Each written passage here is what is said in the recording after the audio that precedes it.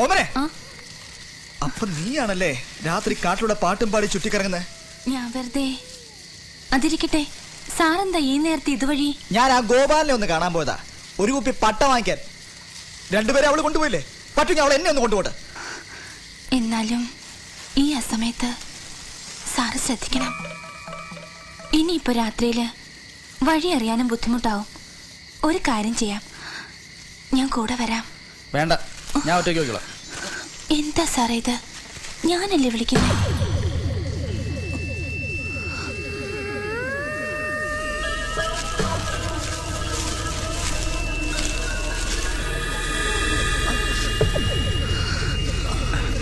വിജയ്,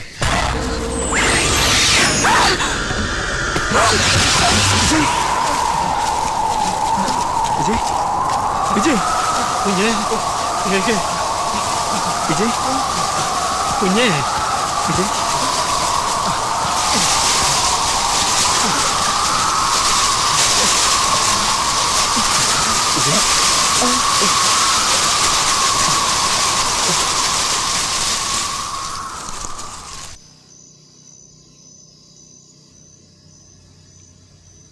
ആയുസിന്റെ ബലം കൊണ്ടാ ഈ കുട്ടി അവളുടെ കയ്യിൽ നിന്ന് രക്ഷപ്പെട്ടത്. എന്താ ഇതിന്റെ ഒരു പരിഹാരം?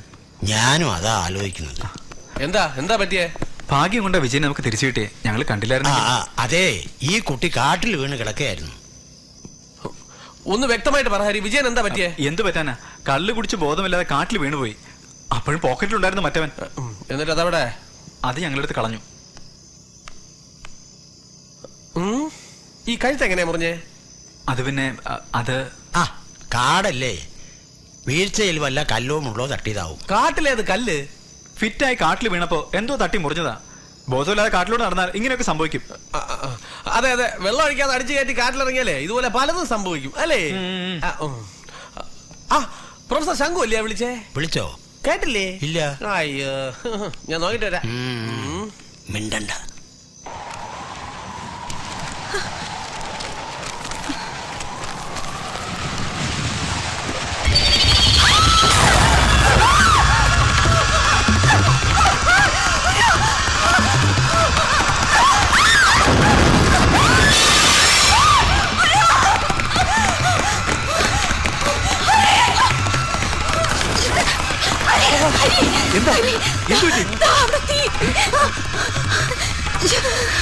എന്താ ഹരി ഇതിന്റെ അർത്ഥം? വിജയനെ ഹരിക്കുഞ്ഞേ, ഇല്ല, ഞാൻ പറയും. എല്ലാം ഇവരറിയണം. നീലയുടെ കയ്യിൽ നിന്ന് ഇവനെ കഷ്ടിച്ച് രക്ഷപ്പെടുത്തിയായിരുന്നു ഞാനും കിട്ടുണിയും കൂടി. അതിന്റെ കോപം അവൾക്ക്. എന്ത് ചെയ്യണമെന്ന് എനിക്ക് ഒരു പിടിയും കിട്ടുന്നില്ല. ഞാനൊരു കാര്യം പറഞ്ഞാ നിങ്ങൾ അനുസരിക്കുമോ? ഇന്ന് രാത്രി എല്ലാരും ഈ മുറിയിൽ തന്നെ കഴിയണം. ആരും പുറത്തിറങ്ങരുത്.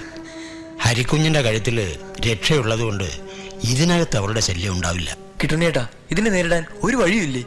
അതിന് ഒരു മാർഗമേ ഉള്ളൂ, ഒരേ ഒരു മാർഗം.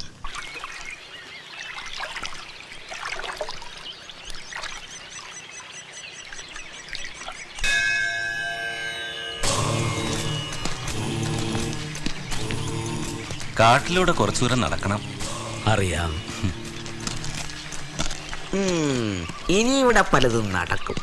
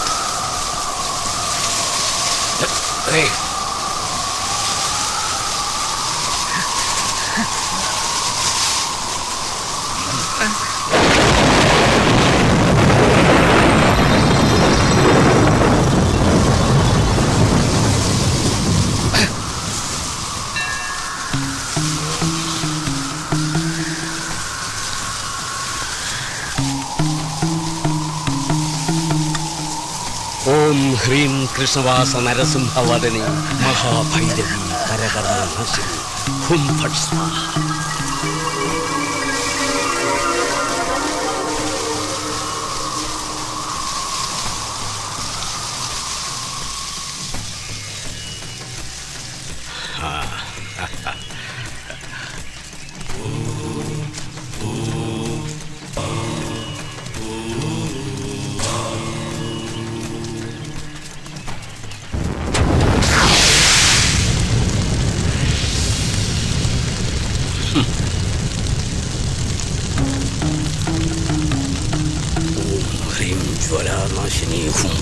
സ്വാഹ. ഭയപ്പെടണ്ട, നീലിക്കൊരു മനഃശാഞ്ചല്യം. നമുക്ക് നടക്കാം.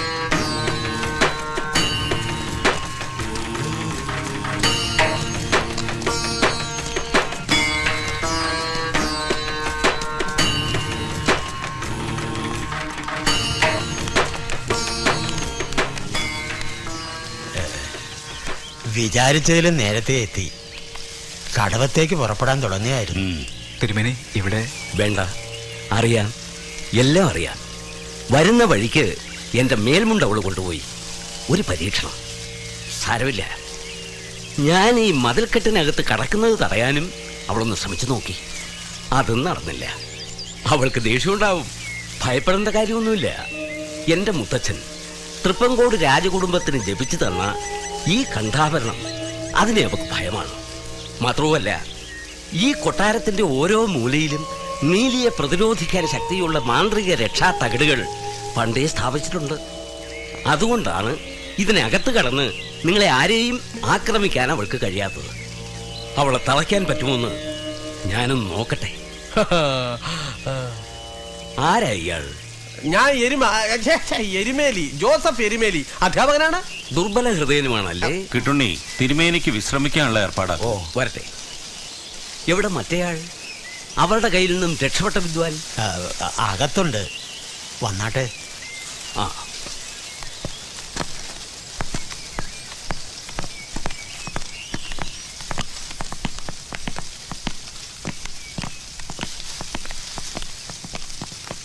കുഞ്ഞെ, ഞാൻ കുടിക്കാൻ എന്തെങ്കിലും എടുപ്പിക്കാം. ആ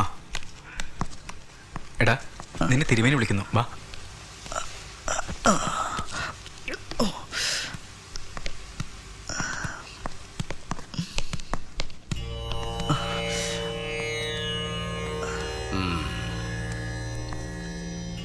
വല്ലാതെ ഭയന്നു അല്ലേ? അവളുടെ കരവലയും മരണത്തിന്റെ വലയാണ്. അതിൽ നിന്നും രക്ഷപ്പെട്ടത് ചില്ലറക്കാരുമല്ല. പിതൃക്കളുടെ പുണ്യവും മനസ്സിന്റെ നന്മയുമാണ് ഹരിയെയും കിട്ടുണ്ണിയും ആ നേരത്ത് അവിടെ എത്തിച്ചത്.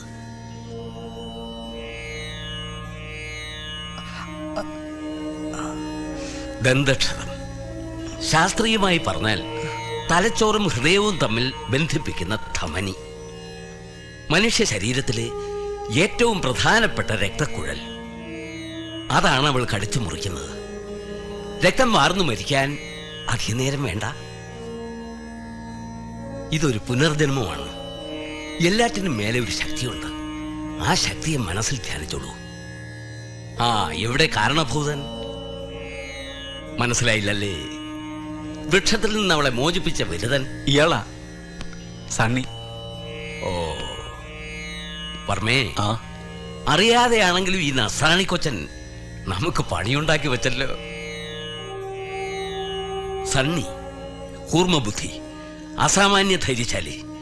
പക്ഷെ സൂക്ഷിക്കണം, 19 വർഷത്തെ ബന്ധനത്തിൽ നിന്ന് മോചിപ്പിച്ചതിന്റെ നന്ദി നീലിക്ക് നിന്നോടുണ്ടാവും. പക്ഷേ അവൾ മൂർച്ചയേറിയ ആയുധം പോലെയാ. ആയുധം പ്രയോഗിക്കുമ്പോൾ ശ്രദ്ധിക്കണം. സ്വന്തം ആയുധം കൊണ്ട് മുറിവേൽക്കുമ്പോഴാണ് ഏറ്റവും വേദനിക്കുന്നത്. ഇതിലൊന്നും വിശ്വാസം കാണില്ല. ഓ,